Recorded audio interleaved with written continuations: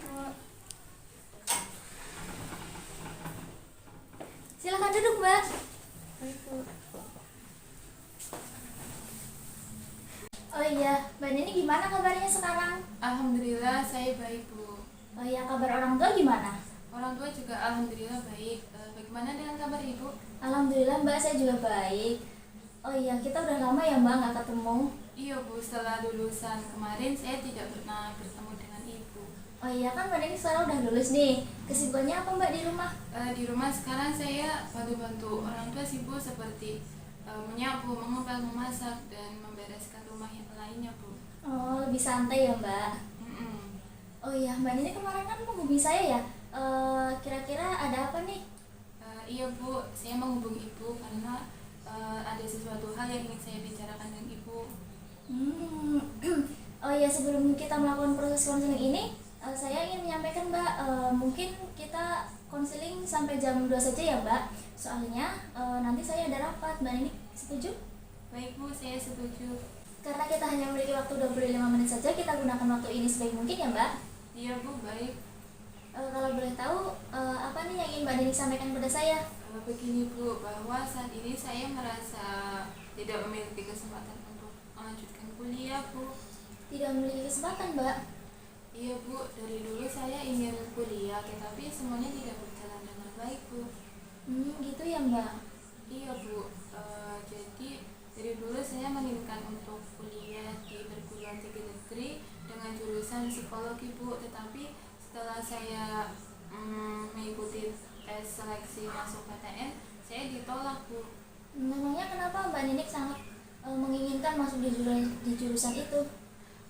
Karena saya menyukai kegiatan yang berhubungan dengan human, Bu.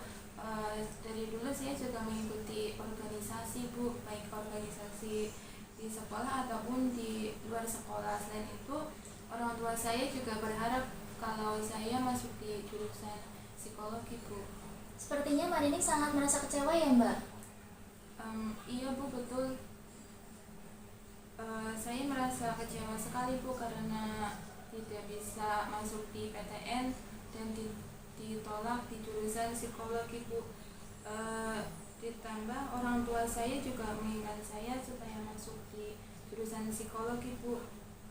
Orang tua saya berharap kepada saya, Bu.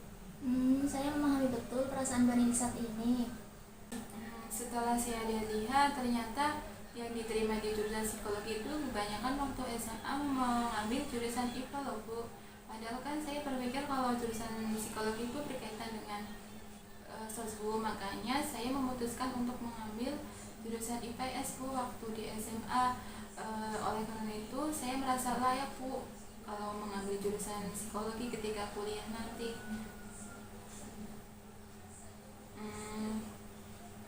Saya sebetulnya sangat ingin sekali, Bu, untuk kuliah, tetapi karena saya ditolak, saya merasa bingung, Bu. Kalau begitu menurut saya ya, Mbak Nini bisa mencobanya lagi tahun depan di PTN, Mbak. Kalau enggak, Mbak Nini bisa sekarang bisa mencoba di PTS, kan masih dibuka gitu, Mbak, pendaftarannya. Bagaimana ya, Bu? Soalnya orang tua saya menginginkan saya agar masuk di PTN, Bu, karena kakak-kakak saya juga semuanya kuliah di PTN, Bu. Dan apabila saya tidak kuliah di PTN, saya tidak diperbolehkan untuk kuliah, Bu. Saya disuruh bekerja. Maaf, maksud Mbak Nini, orang tua Mbak Nini tidak menyetujui Mbak Nini kuliah di PTS ya, Mbak? Dan Mbak Nini jika kuliah harus di PTN? Iya, Bu, betul. Kalau boleh tahu alasan orang tua Mbak Nini tidak mengizinkan Mbak Nini kuliah di PTS, kenapa ya, Mbak? Orang tua saya tidak mengizinkan saya kuliah di PTS itu karena biaya kuliah di PTS itu lebih mahal, Bu. Kalau berkaitan dengan biaya, di PTS juga menyediakan beasiswa loh, Mbak, seperti beasiswa akademik non-akademik sama beasiswa untuk mahasiswa yang kurang mampu. Iya sih, Bu, sebenarnya kemarin saya juga sudah mencari informasi tentang hal tersebut dan saya juga sudah membicarakannya dengan orang tua, tetapi orang tua saya, terutama bapak saya, tetap tidak mengizinkan, Bu. Begitu ya, Mbak? Iya, Bu. Saya juga merasa kesal, Bu, dengan teman-teman saya. Mereka kan sudah tahu kalau saya itu tidak diterima di PTN, tetapi mereka tetap saja, Bu, membicarakan tentang PTN itu di depan saya. Oleh karena itu saya memblokir nomor mereka Bu, supaya saya tidak bisa melihat story mereka tentang PTN. Menurut saya ya Mbak Ninik jangan melakukan itu karena hanya karena hal sepele Mbak Ninik jadi kehilangan teman. Iya sih Bu, tetapi ya itu Bu, karena saya merasa kesal dengan mereka. Ya selain itu saya juga merasa karena tidak bisa masuk di PTN, saya tidak bisa membanggakan orang tua saya Bu, dan saya juga merasa gagal supaya menjadi orang sukses Bu. Saya memahami betul perasaan Mbak Ninik saat ini. Saat ini pacar saya juga jarang menghubungi saya Bu, padahal sebelumnya dia sering menghubungi saya, baik itu lewat chat ataupun telepon. Kira-kira kenapa ya Bu sekarang dia jadi seperti ini? Maaf Mbak Ninik, kan awalnya Mbak Ninik ingin menceritakan kepada saya tentang yang Mbak Ninik tidak lolos masuk PTN ya Mbak. Tetapi Mbak Ninik di sini membicarakan hal lain, saya jadi bingung Mbak. Iya Bu, sebenarnya sekarang saya lagi banyak banget yang dipikirkan. Jadi kayak campur aduk gitu Bu. Saya masih bingung kenapa saya tidak bisa lolos masuk PTN, padahal kan semuanya sudah saya siapkan dengan sebaik mungkin. Lalu sekarang bagaimana ya Bu, kalau orang tua saya tetap tidak mengizinkan saya untuk kuliah? Ya Mbak, mungkin kampus tersebut memiliki kriteria dalam penerimaan mahasiswa Mbak, dan Mbak Ninik bisa meyakinkan kedua orang tua Mbak Ninik lagi secara pelan-pelan Mbak. Iya ya Bu, mungkin kampus tersebut memiliki kriteria tertentu dalam menerima calon mahasiswanya, tetapi saya sudah berusaha Bu untuk mengkomunikasikannya dengan orang tua. Orang tua saya tetap kekeh Bu kalau saya tidak diperbolehkan kuliah kalau tidak kuliah di PTN Bu, padahal saat ini saya pengen banget Bu untuk kuliah. Mungkin Mbak Ninik bisa mendiskusikan dengan kakak kelas Mbak Ninik yang mungkin dulu pernah mengalami hal yang sama dengan Mbak Ninik. Selain itu, jika orang tua Mbak Ninik tetap menginginkan Mbak Ninik untuk kuliah di PTN, Mbak Ninik bisa mencobanya lagi di tahun depan Mbak. Untuk menunggu waktu pendaftaran PTN dibuka kembali, mungkin Mbak Ninik bisa menggunakan waktu tersebut seperti membuka les Mbak, seperti yang ringan-ringan saja lah Mbak, misalnya mengajari anak membaca, menghitung, seperti itu Mbak. Dan dari situ kan Mbak Ninik mendapatkan uang tuh. Nah, uang tersebut bisa digunakan Mbak Ninik untuk les untuk mempersiapkan masuk PTN Mbak.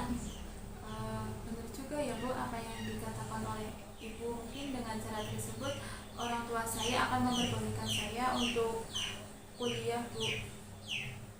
Saya yakin Mbak Ninik bisa masuk di jurusan itu karena saya melihat Mbak Ninik itu memiliki kemampuan dalam hal itu Mbak. Iya Bu, baik, saya akan berusaha lagi untuk bisa mengikuti tes masuk di PTN Bu di tahun depan, dan saya juga akan meyakinkan orang tua saya agar saya bisa diperbolehkan Bu. Nah, bagus sekali Mbak Ninik. Mbak Ninik yang awalnya merasa putus asa, sekarang Mbak Ninik mulai memiliki semangat lagi ya Mbak, dan mulai terbuka, dan Mbak Ninik juga akan mencobanya lagi di tahun depan. Iya Bu, saat ini saya sudah memiliki semangat lagi Bu setelah ngobrol bersama Ibu. Alhamdulillah. Apakah Mbak Ninik sekarang masih merasa kecewa Mbak dengan semua ini? Alhamdulillah tidak Bu, saya sudah tidak merasa kecewa, dan saya juga ingin mencoba untuk membuktikan kepada orang tua saya, kepada kakak saya, dan kepada teman-teman saya bahwa saya bisa masuk di PTN Bu. Nah, setelah kita ngobrol-ngobrol dari awal hingga akhir, dapat disimpulkan ya Mbak bahwa permasalahan yang dialami Mbak Ninik yaitu Mbak Ninik merasa kecewa karena Mbak Ninik tidak lolos dalam seleksi PTN. Terus Mbak Ninik tidak diperbolehkan oleh orang tua Mbak Ninik untuk kuliah di PTS, dan Mbak Ninik juga tidak boleh gap year ya Mbak oleh orang tua Mbak Ninik. Untuk itu setelah kita ngobrol-ngobrol, kita telah menemukan beberapa solusi untuk permasalahan Mbak Ninik. Yang pertama, Mbak Ninik bisa berdiskusi dengan kakak kelas Mbak Ninik yang pernah mengalami hal yang sama seperti Mbak Ninik. Jadi Mbak Ninik bisa sharing pengalaman dengan mereka. Yang kedua, mungkin Mbak Ninik bisa mencoba lagi tahun depan dengan cara Mbak Ninik sekarang membuka les dan Mbak Ninik mendapatkan uang, sehingga uang tersebut bisa digunakan Mbak Ninik untuk masuk les untuk mempersiapkan untuk di perguruan tinggi ya Mbak. Iya Bu, seperti itu. Mungkin waktu kita sudah habis ya Mbak, cukup sampai di sini saja. Kalau ada yang ingin dibicarakan lagi dengan saya, mungkin bisa menghubungi saya di lain waktu ya Mbak. Ibu, baik, nanti saya akan menghubungi Ibu apabila ada sesuatu hal yang ingin saya tanyakan ke Ibu. Terima kasih ya Bu atas waktu dan arahan yang diberikan Ibu kepada saya. Ya Mbak, baik, sama-sama.